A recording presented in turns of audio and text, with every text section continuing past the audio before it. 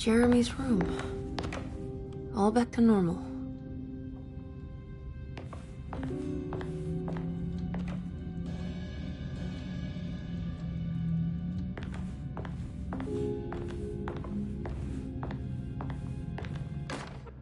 Emily's here.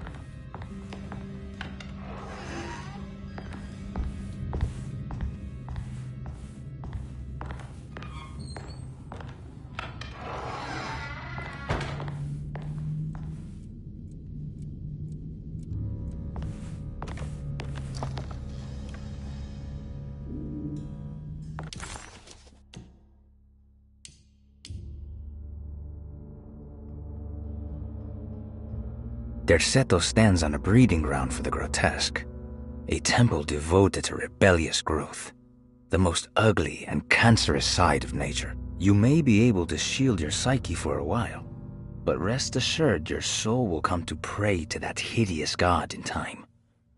That is the story of every man and woman who gather around that ancient arbor. They all croak, bark, and bleat, because their own bodies are afraid and they wish to repel the evil those words conjure. Iya! Iya! Instead of that blasphemous name, they gossip in hushed whispers the name of Derceto, Astarte, and the Black Goat of the Woods.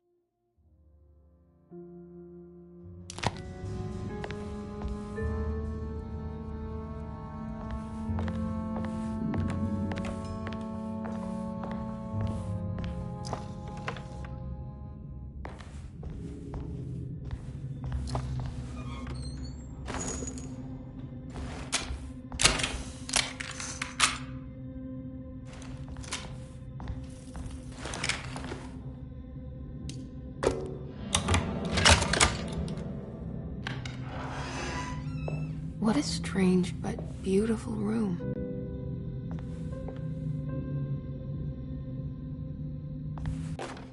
I did it! I crossed the thresholds to my intended destination without a focusing device. My talisman now knows these roads, and I have no need for the plates. I can find my way to Lafayette as easy as I find my own room. I visited the grave of my father and seen the oven waiting for me. Thank you for opening these doors. I now must summon my courage and go back to that hateful mound outside the oil rig. I hope you'll be feeling better when I return. Jeremy.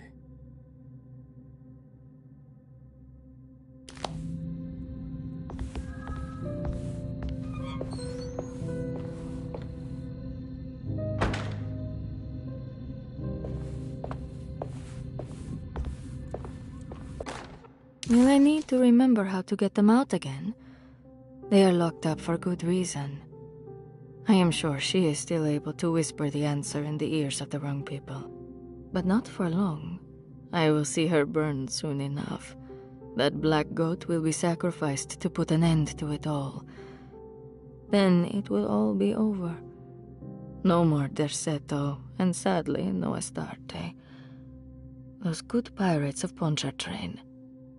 May you still sail the lake until you find the shores of Hali.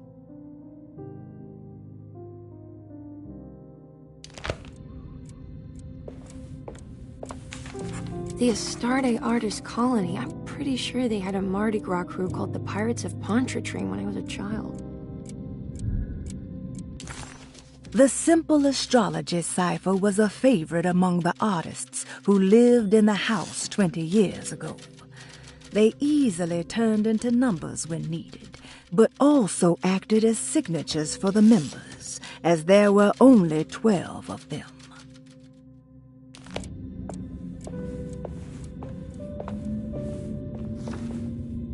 There's some aggressive-looking rot on these paintings.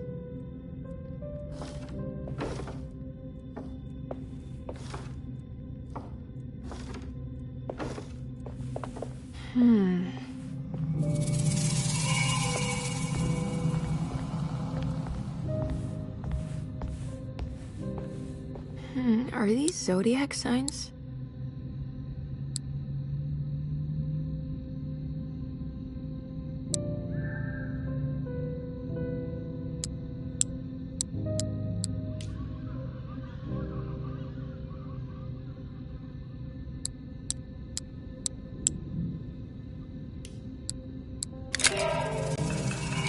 Ah, here we go.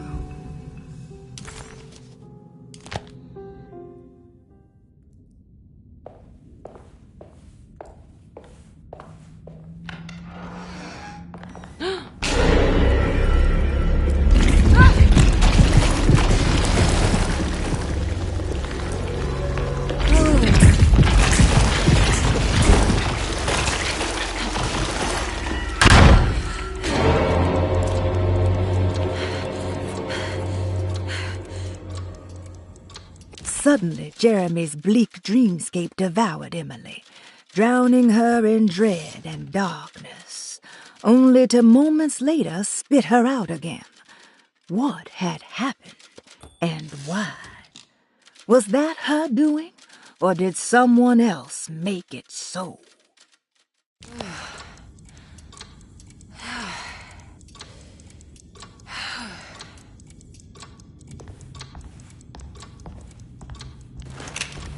I need the key.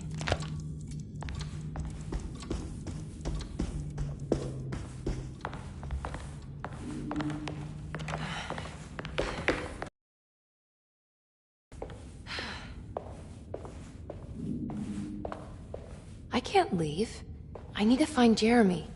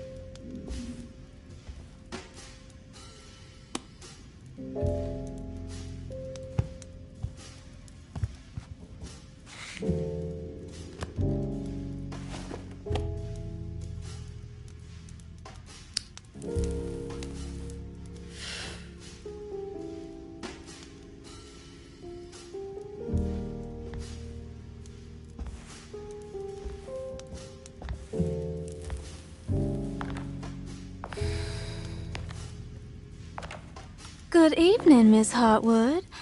That is your name, isn't it? I would be terribly embarrassed if it wasn't. You're right. Emily Hartwood, Jeremy's niece. Nice to meet you. Ruth Talon.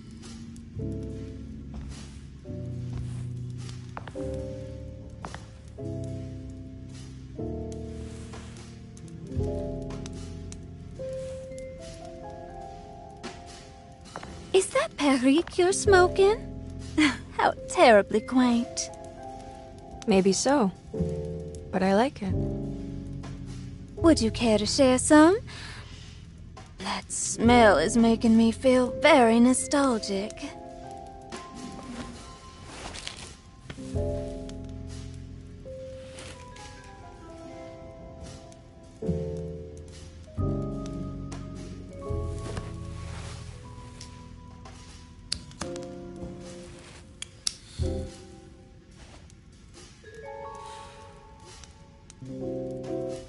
Is it all that you hope for? I enjoy your light mockery, Miss Hartwood. I can tell we would make great friends. How flattering. Too bad you're locked up in this place. Your insincerity is really refreshing. I wish you were mad as I am. Then you could stay. Give it a few years and I might just be. Lunacy is one of my family's few privileges. Oh, good. I'll be looking forward to it.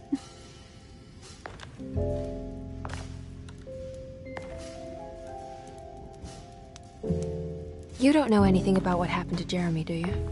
Everyone here is really strange, and it's hard to know what to make of anything you hear. Occasionally, it sounds quite exciting, though.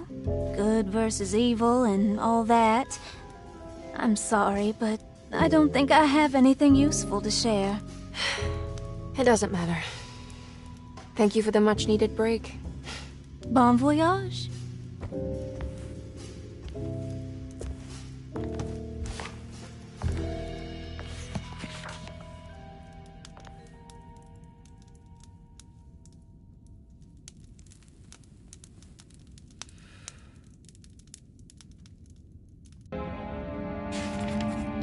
Emily felt surprised by how much she enjoyed the company of Ruth.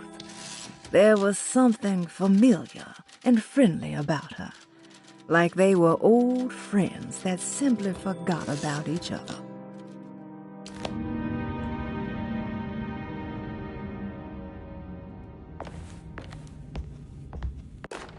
Lost Plantations of Louisiana, Thierry Briclot, 1917.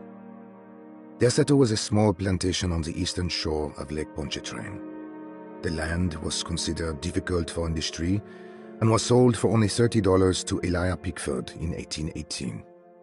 Pickford employed hundreds of workers from nearby New Orleans to clear the woods and build a small plantation mansion facing the lake with a striking Greek Revival temple facade. Derceto kept a modest production of barrique tobacco and indigo that persisted up till the Civil War. During the antebellum era, Derceto was the source of many rumors concerning voodoo and witchcraft. People who traveled the lake reported seeing people dance at night in front of bonfires, bleating and wailing. On June 17, 1862, Captain J.W. Norton of the Union Army recounts leading a raiding party from ships anchored in Lake Pontchartrain in order to seize control of Derceto and free the slaves working there. The captain was surprised to find the workers fighting back with unprecedented zeal. Norton's account describes these men and women as enraged with fanaticism.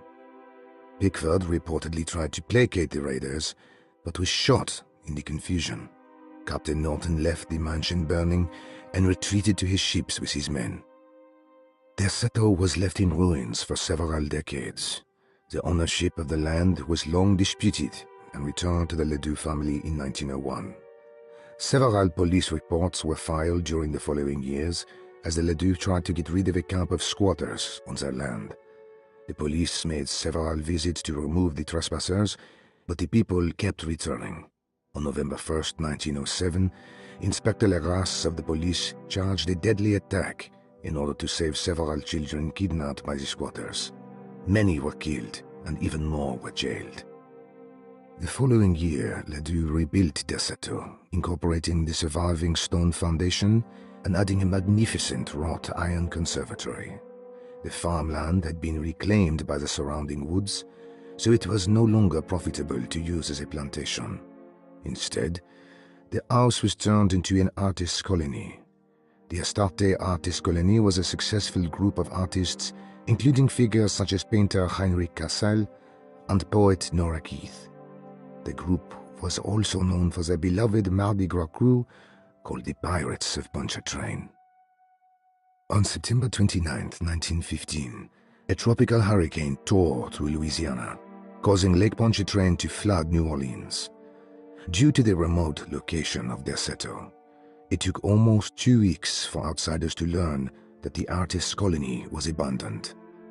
The 12 residing artists had all vanished without a trace.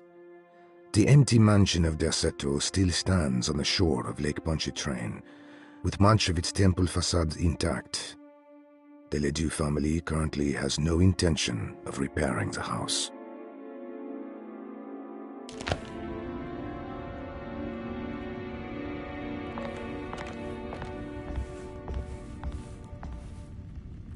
Are you reading anything good?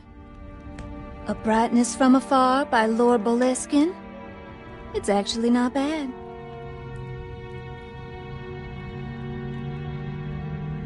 You know where Detective Carnby is? Oh, you don't need him. You're doing fine. I should probably go. Until next time, chérie.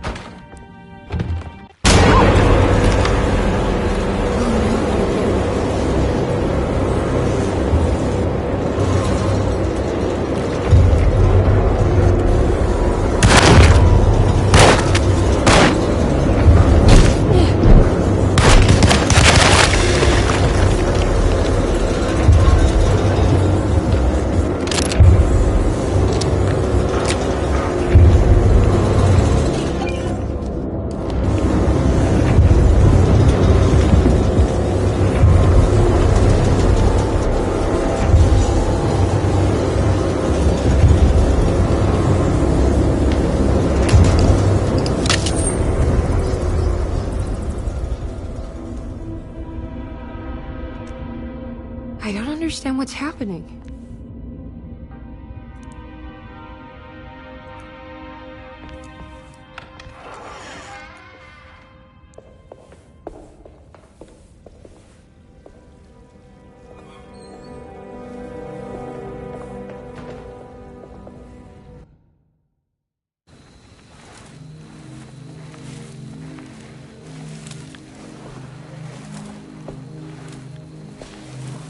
Yahweh-saki nantet wen, Mumprami-saki nantet wen, Men le anjeni, man yo deshena. What are you doing sneaking around? You almost scared me to death. I'm sorry. I didn't mean to disturb your ritual. I wouldn't have guessed voodoo was in practice at a place like this. The doctor may be all about science, but I know these roots have power. You know what's going on here? I have a feeling Derceto is cursed. There are several players with stakes in this game. Derceto isn't cursed or blessed. It's a battleground. And it would all be a lot better if you could get your uncle out sooner than later. That's all I'm trying to do. I wish you the best of luck, Miss Harwood. I really mean that.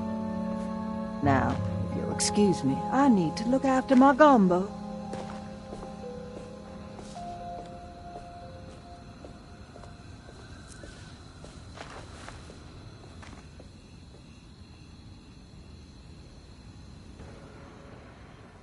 Dr. Gray's windows.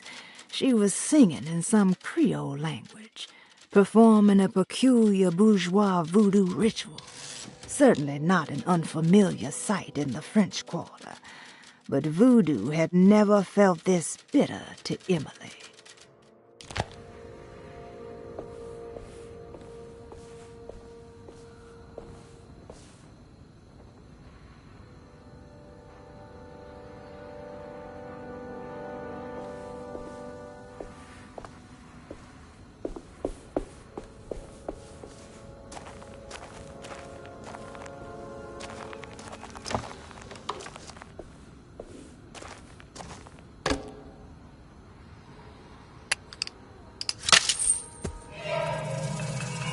It worked.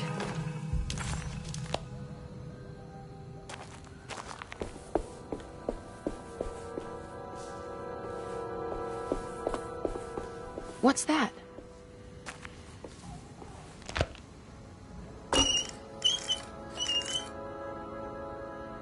It's another piece of broken plate.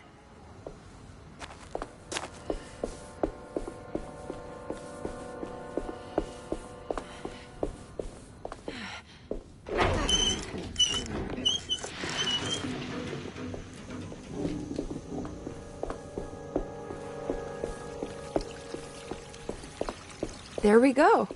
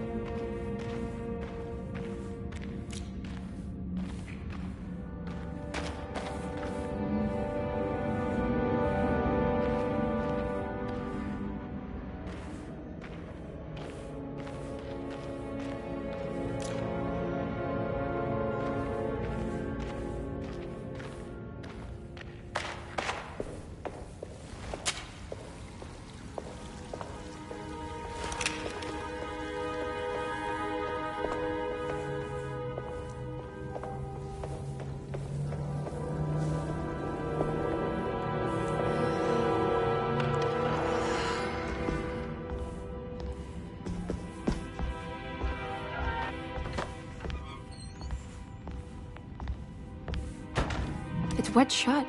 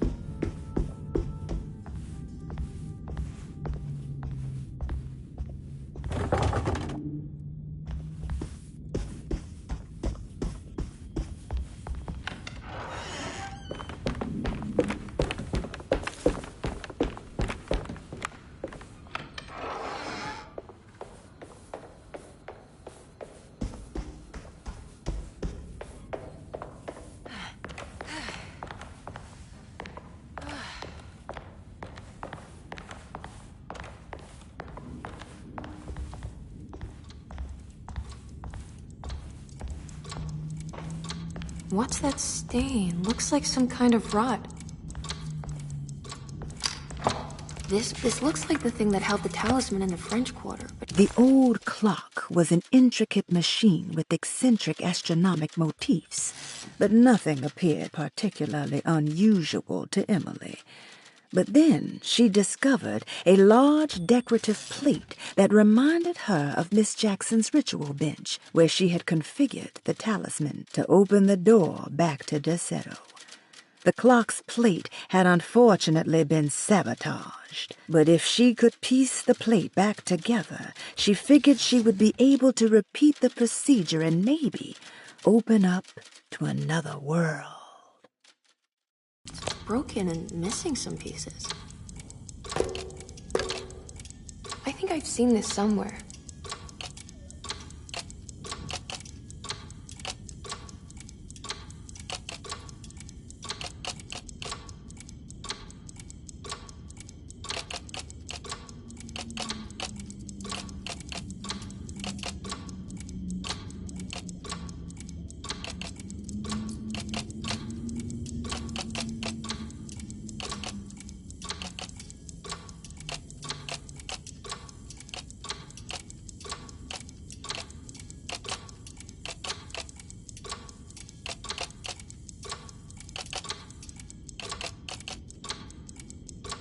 There was something in Jeremy's notebook about this.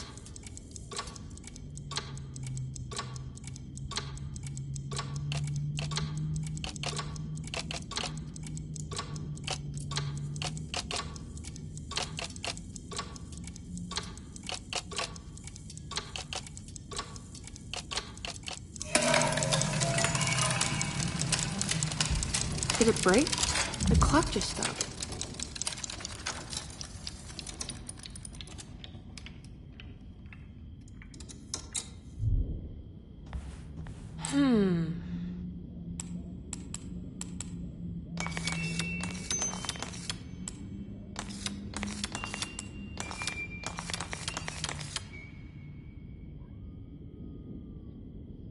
It's showing me something. That's just the hallway outside Jeremy's room, isn't it?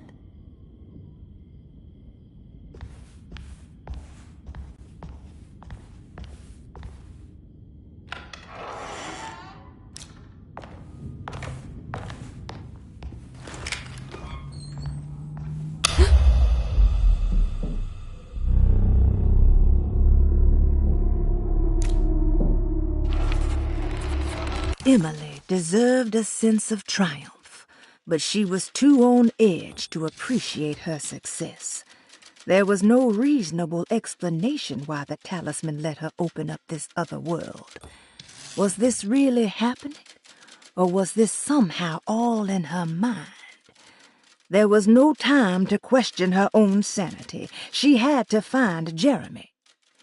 If he was here, she thought, would she find Jeremy in the hateful mound?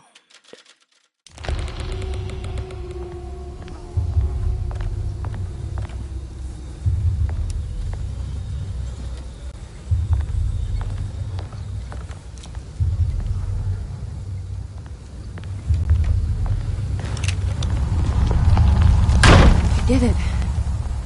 I opened up another dream.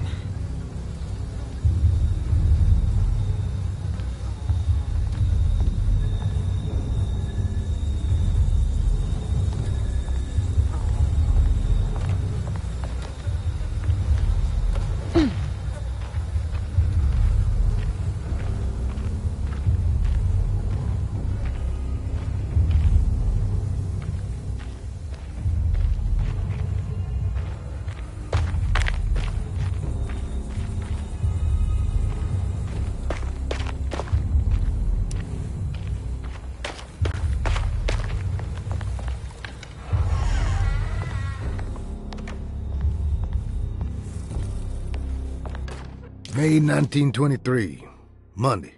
All okay, ready for delivery. Maintenance. Oil pump must be serviced. Any tampering causes large spills unless properly forestalled. Tuesday. Shipment delayed but delivered. Maintenance. Service bridge close to broken. Wednesday. Prospectors reluctantly agreed to show the burial mound to Mr. Hotwood, a painter, who read about our finds in the papers. He means to return tomorrow and try to find a way inside. Thursday. Mr. Hotwood's efforts delayed. The workers seemed nervous about his presence. Hotwood promised not to return to the compound. Instead, he has taken up an offer by L'Officier, the riverboat captain, who means to pilot him to the site tomorrow morning. Hopefully that's the end, and work can resume. Maintenance. Bridge from the oil tower to the bayou has collapsed. Sabotage suspected. This is the devil that guides us now.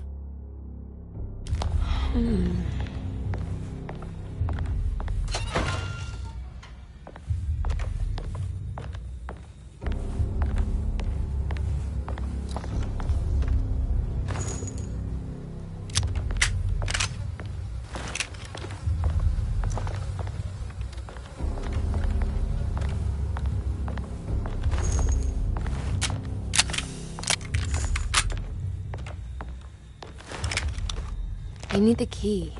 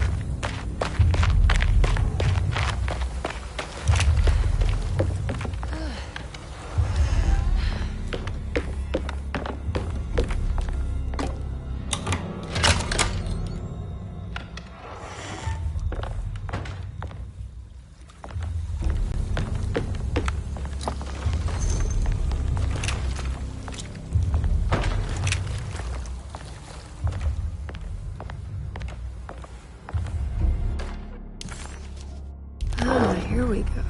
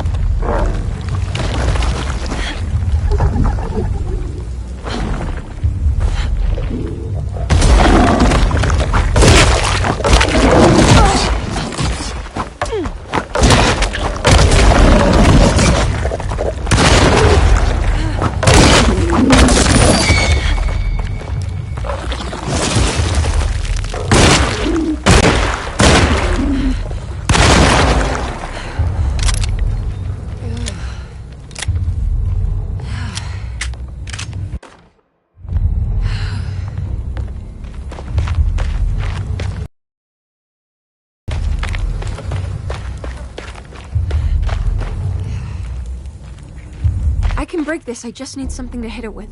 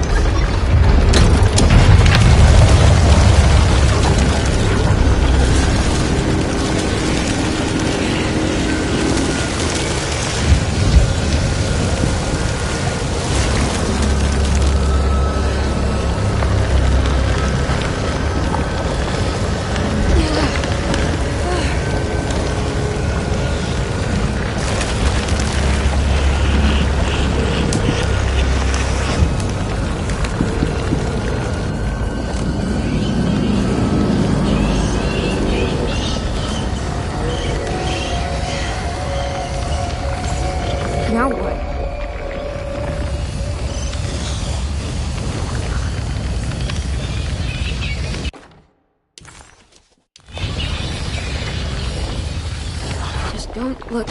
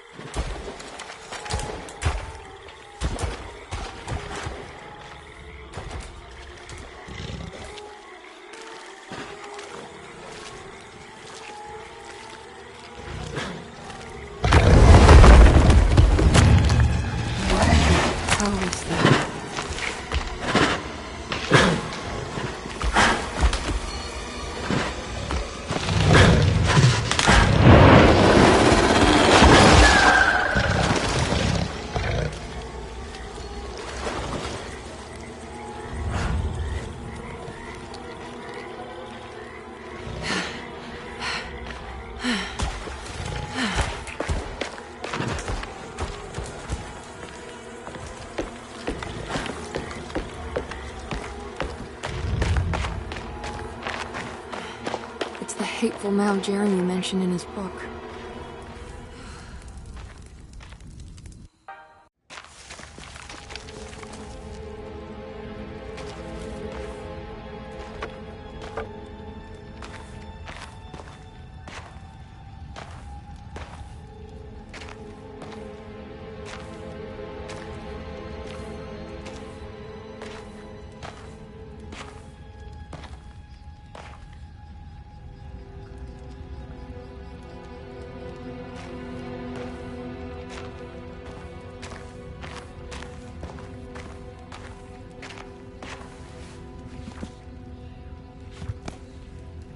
Jeremy, you dropped your...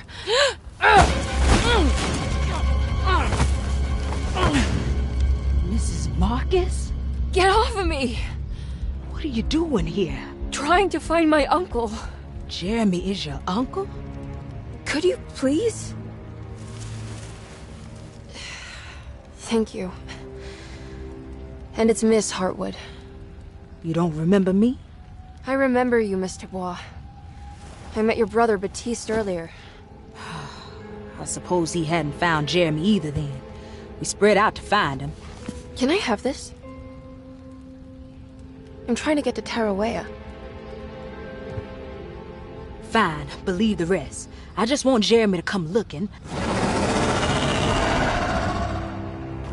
We have to leave before it comes inside. What? Where? Come quick!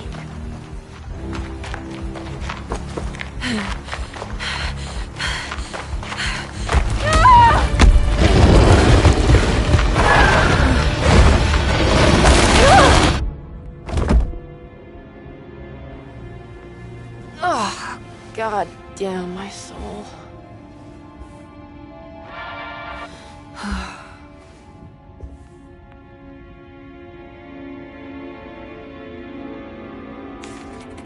The dream of the grave under the cheniere suddenly vanished, and Emily found herself back at Derceto. Instead of Jeremy, she found Lottie, who, just like her brother Baptiste, reminded her of John, who died so bravely in the war. She pushed her painful memories out of her mind and returned to her investigation. She still needed to figure out what to do with the boiler. I'm back at Derceto.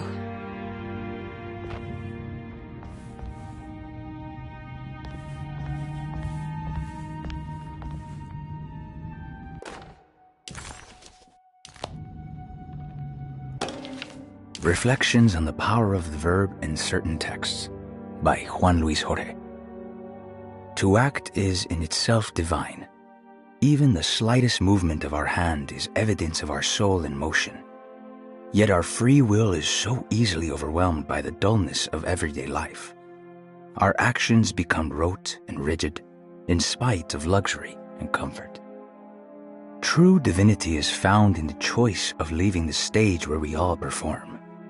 People who discover this freedom unexpectedly will be struck by the terror of this revelation and become paralyzed, or worse, turn to suicide.